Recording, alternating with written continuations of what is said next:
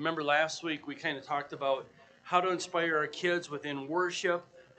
We talked about cultivating anticipation.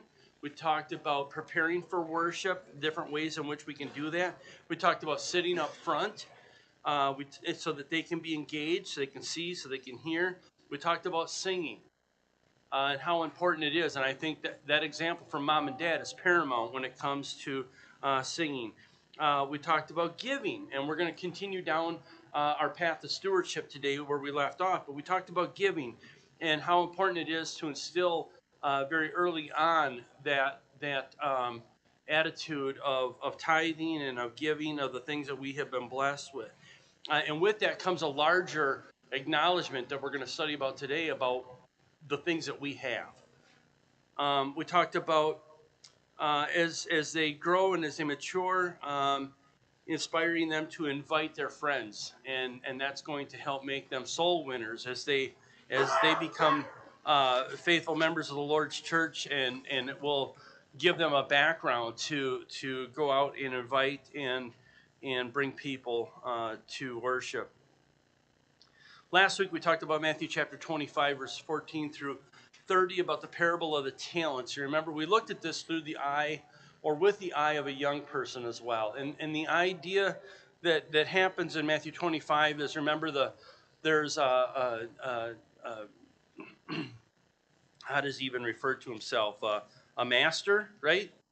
Goes off and he leaves talents with individuals. And remember, we said that the talent at that time was a monetary sum. It was some like 15 years worth of wages. And so this was not an insignificant amount. So even the individual that received one talent received a very large thing. And of course, the person with 5 received that much more. But the one with 5 and the one with 3, they went out and doubled what they had. And their master found favor with that, told them to enter into his glory. But the one that had the one did what with his talent? Went and buried it. And so when his master returned, and he knew his master's nature, he said that. He said, I know that you reap where you do not sow, you gather, and that type where you did not plant. And so I was afraid, and I hid this talent, and here it is. I'm returning it to you. And he was rejected because of that. Kind of following along in that same thread. In Luke chapter 16, if you will, Luke chapter 16, we have the unrighteous steward talked about there. And the steward there is noted to be shrewd is a word the New American Standard uses. I think that's pretty much similar to most everybody's version. That's quite a reading. But starting in verse 10, Luke chapter 16 and verse 10, he who is faithful in a very little thing is faithful also in much.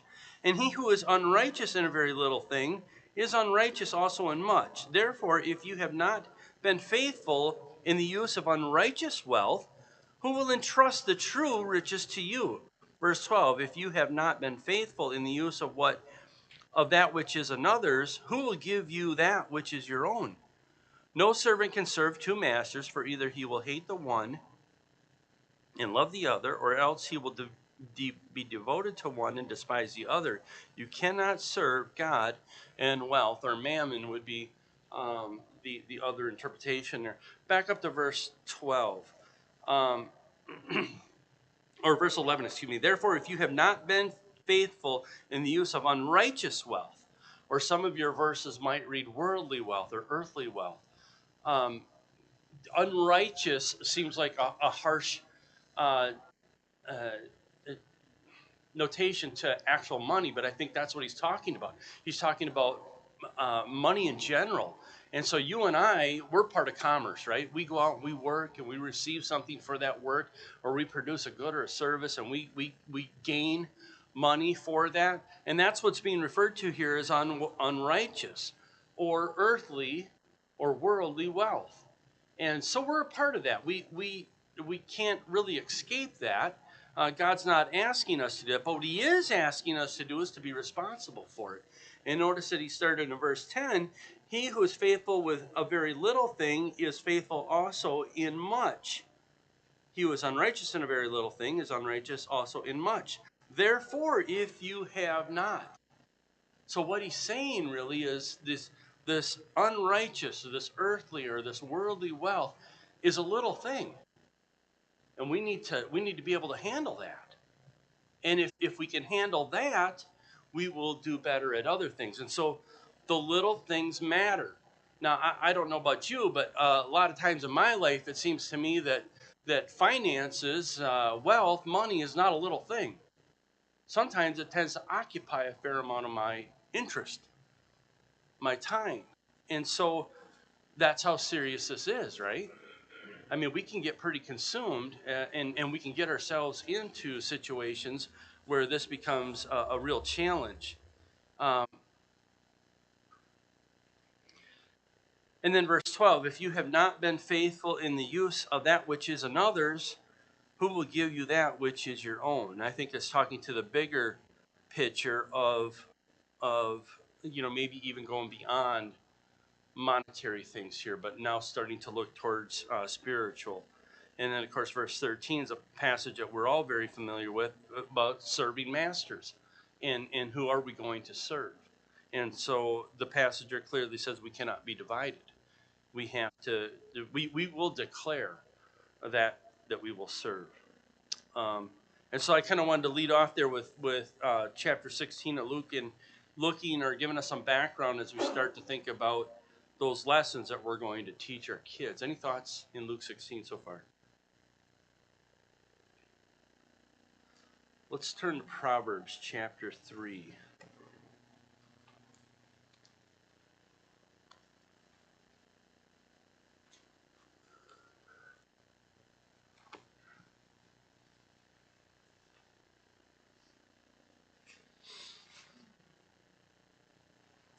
Let's read a few verses here. Proverbs chapter 3, starting in verse 9. Honor the Lord from your wealth and from the first of all your produce, so that your barns will be filled with plenty, and your vats will overflow with new wine. My son, do not reject the discipline of the Lord, or loathe his reproof. For whom the Lord loves, he reproves. Even as a father corrects a son, or the son, in whom he delights, how blessed is the man who finds wisdom, the man who gains understanding. For her profit is better than the profit of silver, and her gain better than fine gold. She is more precious than jewels, and nothing you desire compares to her. Long life is in her right hand, and in her left hand are riches and honor. Um, and you could continue on here as the Proverbs continue to unfold, or give definition to that we've just learned about, and that in the later part of this passage is wisdom.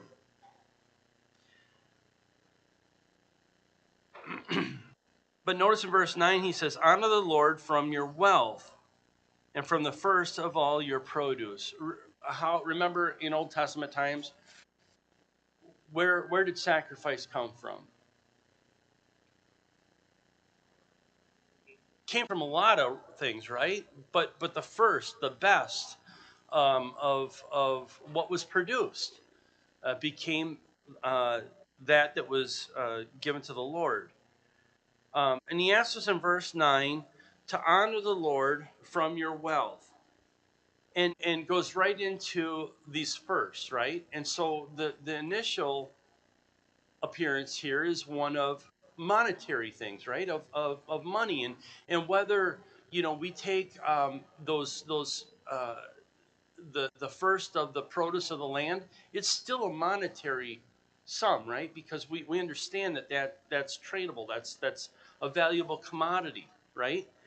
And yet that's not where this thing stays. So that your barns will be filled with plenty, and your vats will overflow with new wine. Verse 10 complements 9 how? What is the result of honoring God with our wealth? He will bless us. And now I'm not sure that it will always be monetary blessing, but he will surely bless us.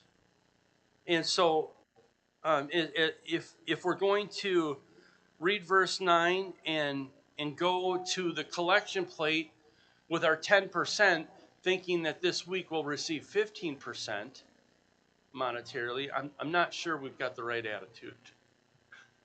I'm not sure that's how it works. Now, I believe we will be monetarily blessed many times, but I don't think it has to be that way. After all, we have to keep in perspective what's important, right? Verse 11, my son, do not reject the discipline of the Lord or loathe his reproof. It seems like we're turning a page here, right? For whom the Lord loves, he reproves, even as a father corrects the son in whom he delights. Seems to be a lot in that verse, right? You think there's some fathers that don't delight in their children? And what do? They don't raise them properly. They don't discipline. They don't. They don't ensure that they are growing and nurturing in the way in which they should. How blessed is the man who finds wisdom, and the man who gains understanding. For her profit is better than the profit of silver, and her grain better than the fine gold. So once again, the profit, grain, all of these things are monetary, right? But now it's being weighed against what? Spiritual matters. It's being weighed against wisdom here. And wisdom is far more valuable. And so God, in his discipline to you and I, is going to bless us with wisdom. Remember, how does that saying go? Be careful what you ask for because you might receive it. You know, we pray for perseverance. What are we going to suffer? We're going to go through something to learn perseverance. You're just not gifted perseverance. You will exercise it. It will be thrust upon you. And so we will become a more mature, more complete person with that. But that doesn't mean we don't want to pray for those things. Yeah, absolutely. Yeah, patience, right. How many times a day doesn't the mother say, oh, the Lord give me patience, right? Right. And she gives you, or he gives you more and more opportunities. Right, capability, right. We for some reason we were going through pictures here this last week, and we had I mean I probably looked at 100 pictures of the kids when they were little. And at one point I turned to Kim and I'm like, how on earth did we do it when we had 4 little kids? You know, they are exhausting. And there's a picture where they're just stair-stepped, you know. And you realize at that time we had 4 of them that were just, you had to be on them all the time, or you never knew what was going to happen. And sometimes that did. But you know, what's being weighed here now is physical things versus spiritual things. And we find out in a hurry, I think, in the verses as we proceed, when we find out the complement that wisdom is, being more precious than jewels, better than grain, better than fine gold. It's going to give us a long life. It's going to give us honor, riches and honor, it says in verse 16. This is something that is far more valuable, right? And so I think our tithing, I think our giving is a window into something much greater. It's a peek into what is really valuable for you and I. And it first starts with us being willing to part with something that we worked hard for or something that we struggled for and offering that back to God. We acknowledge some things, I think, when we give. What are we acknowledging when we tithe or when we give? Run. Yeah.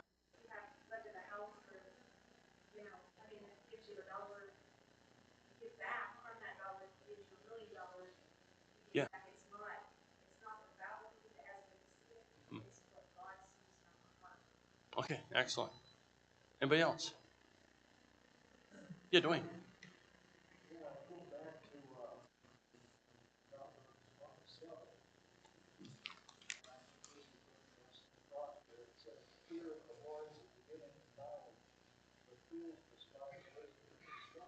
Yeah.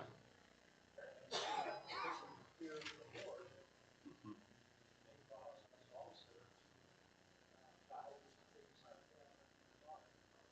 Yes, certainly. And I think there's you know, especially when we're children, we will obey or do something out of a fear of punishment or of disappointment of a parent or something like that, right? That's the beginning, right? But a more mature knowledge is what? We are going to do and accomplish because of love.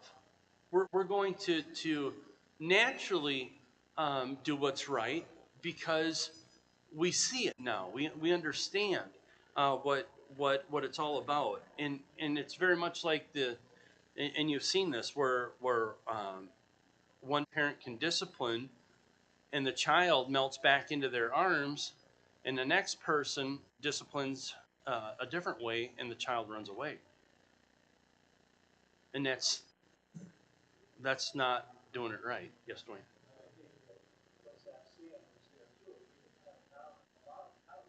Mm-hmm. To apply it. Yeah, right. Yeah, excellent. Yeah. Anybody else? What else can giving or tithing do for us? What other attitude might it create within us? Any thoughts? Yeah, Rick.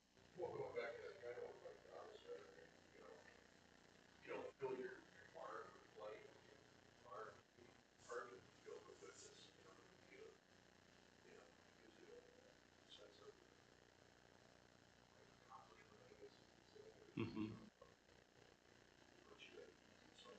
Mm-hmm.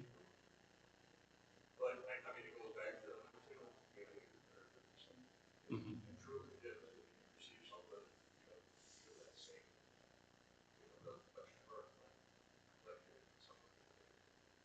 Mm-hmm. Um, anybody else? Yeah, Russ. Sharon. Mm-hmm.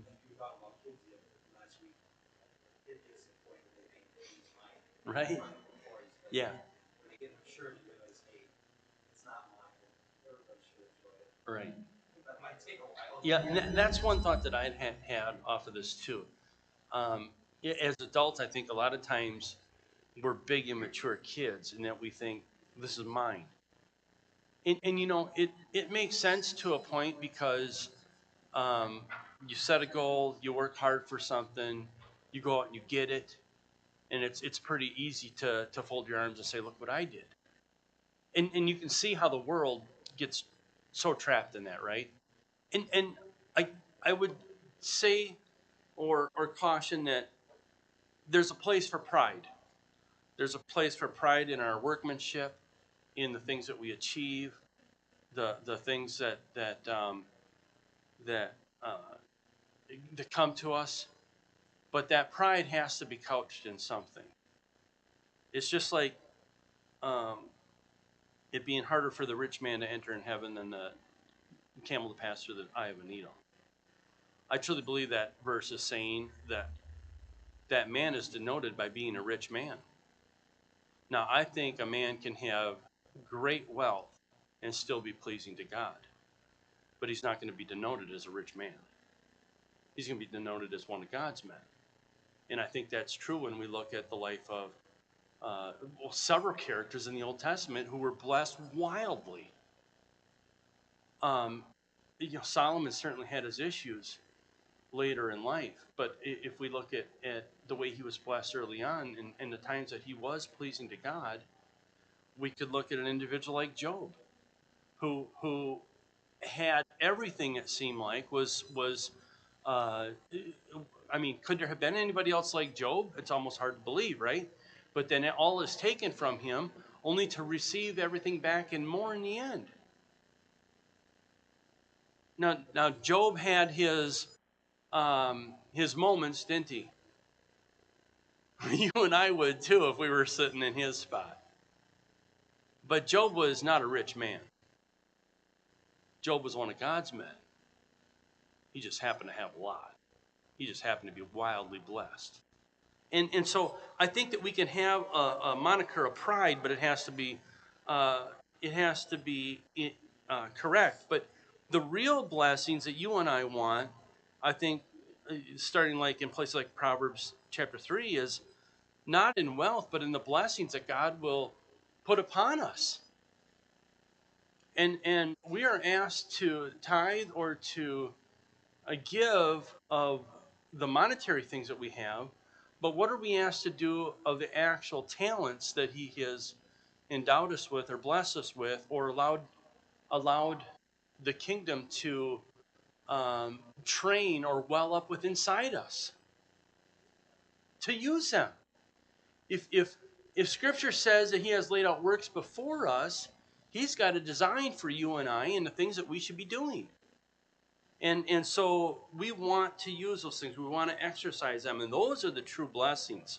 The things that we will pray for, that God will give us through discipline sometimes. And so when we put this in focus of our kids or the next generation, that's what I want us to think about today. Time, money, talents, these are all gifts from God. We don't own them. We are simply caretakers or stewards or entrusted with them. Yes. Do you ever feel as though it's overwhelming amount, money that we get, some people may see it as a belief that it's not out from the pocket, and that's not right. But money doing where it's going to be, here to a country with the Irish instead, just to have a glass of water, Mm-hmm. and we overlook and take for granted. Mm-hmm. But like you were saying before, there was stair steps. Mm-hmm. Do you ever see like Colin being in Fords and you're watching from a distance Yeah. that overwhelming water Mm-hmm. of what you've done? It's there. Mm-hmm. And you weren't looking for it, but all of a sudden there it shows up. And you know you've done right. And because of that, Mm-hmm. you follow the way. Just that picture. Yeah, I'd agree with that. Yeah. Water and as the compliment is Mm-hmm. you've done what you should. Because a lot of times adults or parents question themselves, did I do the right thing? Did I do the right thing? Right. You see your son, your daughter following that Yeah. way because they taught versus Yeah. got the band. Yeah. We were at a conference center this last week, and I mean, you talk about opulent. I mean, this place is just out of this world. And it's so cold outside, when we parked our vehicle, we didn't have to get in. We didn't have to walk back out a door for 2 days if we didn't want to. And, I don't know how big this screen was. It's one of these screens that changes images every so many minutes. If you walk by, you might not even realize it's doing that. But one of the big things that this conference or that this convention center is involved with are wells in third world countries. And there's a picture of a young girl pumping one of these jack handles on a really crude well. And you understand that well is part of this giving or part of this humanitarian process that they're a part of. And I found it quite striking. Everybody's walking around. Of course, this is a conference. A lot of people there. People are dressed to the nines. I mean, there's people wearing pairs of boots that are worth, I'm sure, $400 and $500, and that's just commonplace. And then you look at this two-story image of this little girl pumping water. It's like, wow. How over the top are we blessed? How do we? I mean, it's almost hard to justify where we stand some days when you see that. I think you're right though about your kids. When you see them do something right. Honestly, there were times when Colin, I thought, what is wrong with this kid? Because he would frustrate me, and Kyle was worse. I probably said that 2 weeks ago, I think.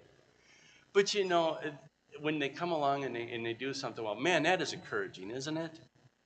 And I know that there's some in this room that have raised kids that are not faithful. And I was talking with somebody here a while back. And when you look at your kids, you can see the things that you instilled in them, right? Work ethic. I think that's so, you can just see it in your kids right away. Maybe their compassion for somebody that has less than they do. Maybe it's their desire to do something, an occupation, a career. And you can take a lot of pride in that. And that's wonderful, right? And yet they've strayed. Or maybe you weren't teaching them the elements of Scripture when you had them in formative years. I think there's a way to do that yet, to influence them, because you have influenced them so much already. And you still have that. You can still pull on that. And maybe it's heartfelt conversations. Maybe it's at a wedding. Maybe it's at a funeral that you can get through to them. But you never stop trying, right? And so these are hard things. I think back to our original thought here, time, money, and talent, these are all gifts from God. When we clutch them and think that they're ours, we're going to lose them. It's only when we put them in God's perspective or in perspective of our faithfulness that we are going to make proper use of these things, when we're going to give part of that we've earned, when we are going to spend our time in the labor of the Lord's kingdom, when we're going to utilize those talents, or maybe even use that talent or let our talent grow that we've been suppressing. I'm convinced a lot of Christians will not get up and do because they just don't want to exercise something. They don't want to grow into something, whether it's teaching a Bible class, whether it's taking charge on a piece of leadership that needs to be done, whether it's simply going and doing. We need to step up and do these things. And so, what is the lesson for our kids? I think if we can instill in them that everything is fading away, and there's only God that's eternal, and our soul that's eternal, and the rest of this is leaving. And somehow we need to try and start putting that into the minds of our kids when they're very little. Yes, Dan. Well, I think Solomon taught us that he had anything and everything. And the game, it's all good. Mm-hmm. I think the one thing that a lot of times we're missing forward. The Great Commission, we set it down and we teach our kids. We put more emphasis on the material things. And things make it nice for us if we do teaching the laws as we're doing. Even the body, the family, the Christian, our interests, our efforts need to be directed toward teaching the gospel and helping our goals that we take through. Mm-hmm. I think that's one of the main objectives of the parent. We need to keep the gospel on children. Nothing more important than that. Mm-hmm. So I was thinking about several points, and one of them talks to that. It would be entering into the joy of the master, Matthew 25, verse 21, where remember that the good slaves, the master's lots of slaves, these talents, they go out and they make commerce with them and they double them. And that's pleasing to God. And you and I, we are in this world. We're not part of it, but we're in it, and we have to live within it. And I think a lot of us we're paying mortgages or rents or whatever. We're part of this.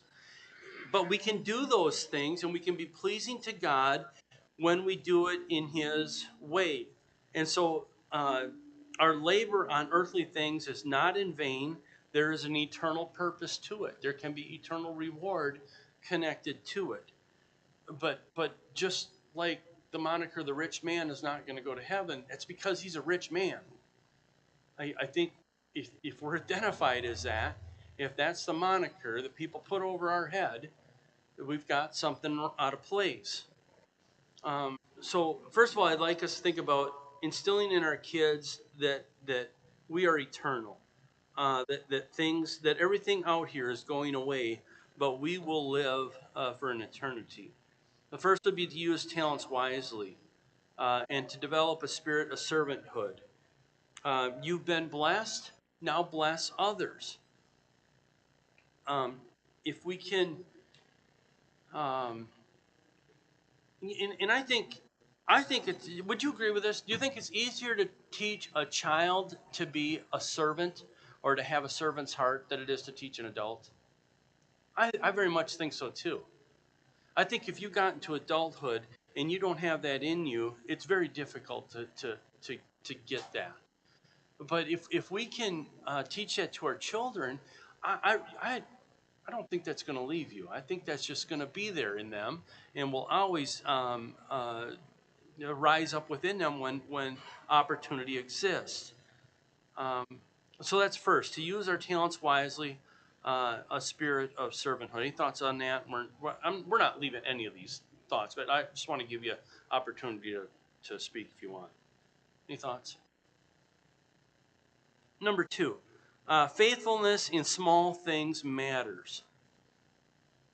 We can help our children become faithful and then be blessed with more.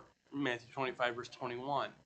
And so when we think about children, we think about small things, right?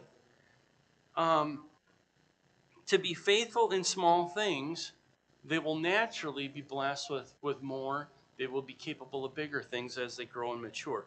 What are some small things that we can entrust to our children or that we can have them involved with that would start to foster this or teach this lesson?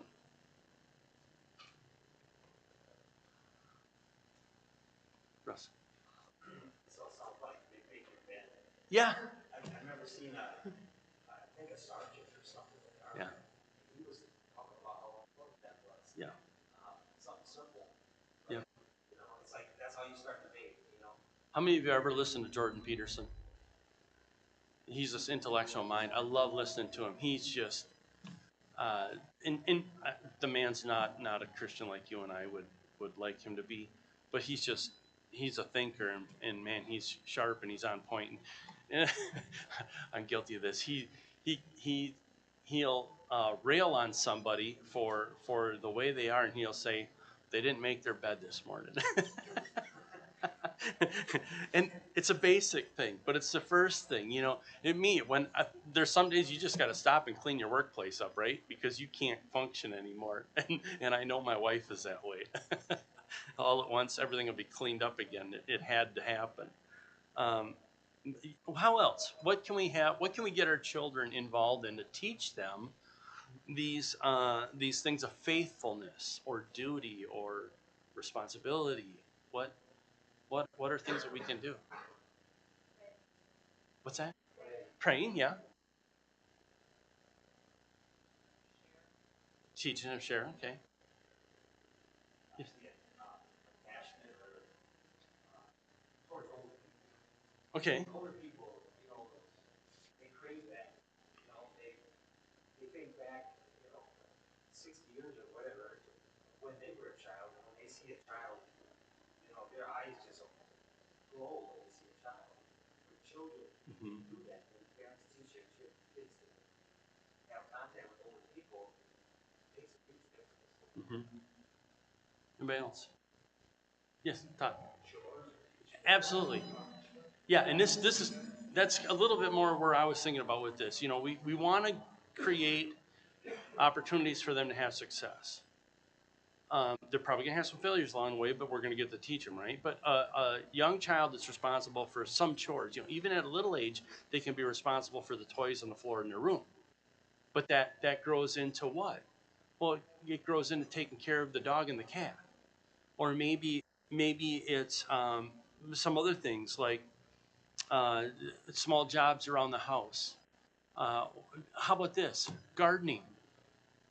We go out and we work in the garden in the summertime, and what a place for a youngster to learn, right?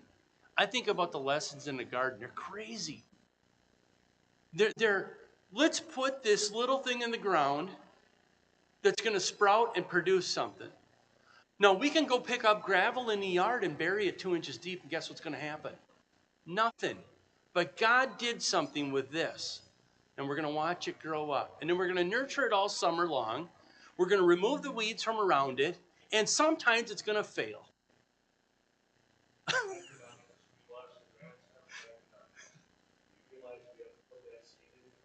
Right. Right. That's right. Yeah. Yeah, and it's not always about successes either. Sometimes the weeds are going to get away for that week that we're gone or neglected, and it's going to kill something. That's a lesson in itself. And man, it's an important lesson, right? Because when we come to the parable of the sower and the seed, the light bulb's going to go off in that young child's mind in their Bible class on Sunday morning or Wednesday night. So it's things like this where we can start to create opportunities in faithfulness where they can have success, and that will bring them more success. And eventually we'll get to the point where we can just trust our teenager to do the right thing because it's been instilled in them. They know they're responsible, and they're going to do it. It doesn't mean that mistakes won't happen. You and I have been doing this a long time, and we still make mistakes, don't we? But they're going to be up and running. They're going to be off to a great start. How about accountability? First, when we're children, our accountability is to who? I think very much like I mentioned that my dog thinks that I'm God. I say that in a very cheeky way, but when our kids are little, we are the authority. But who really is the authority? It won't take them long to realize that mom and dad look up, don't they? They look to a greater authority. It doesn't stop at them. But we are responsible first for teaching them authority. And so there's an accountability. We are going to be accountable, or we're going to show them they need to be accountable, and then ultimately they are accountable to God.